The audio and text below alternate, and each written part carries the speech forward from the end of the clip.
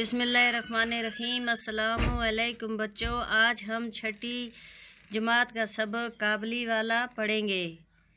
तो चलो बच्चों शुरू करते हैं। मेरी 5 बरस की बच्ची जिसका नाम मुन्नी है, घड़ी भर को खामोश नहीं रहती।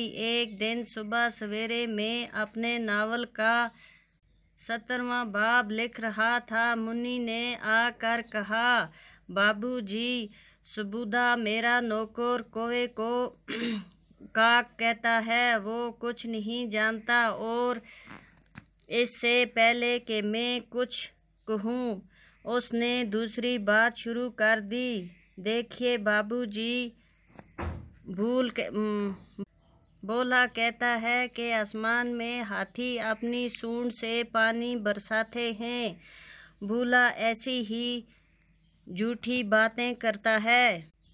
मैंने हंस कर मुन्नी से कहा, मुन्नी तो बोला के साथ जाकर खेल, मुझे इस वक्त काम करना है। मेरा घर सड़क के किनारे है। एक दिन मुन्नी मेरे कमरे में खेल रही थी। अचानक वो खेल छोड़कर बरामद में दौड़ गई और ज़ोर ज़ोर से काबली वाले पुकारने लगी। काबली वाले के कंधे पर मेवे का थैला और हाथ में अंगूर की पठारी थी।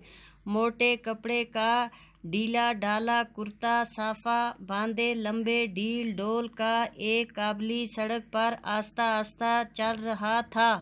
मुन्नी की आवाज़ सुनकर हंसमुख काबली वाले ने घूम कर देखा। मुन्नी घबरा गई और इस काबली वाले को फाटक में आते देखकर अंदर भाग गई। इसलिए कि मुन्नी की माँ कहा करती थी कि काबली वाले बच्चों को थैले में डाल कर ले जाते हैं।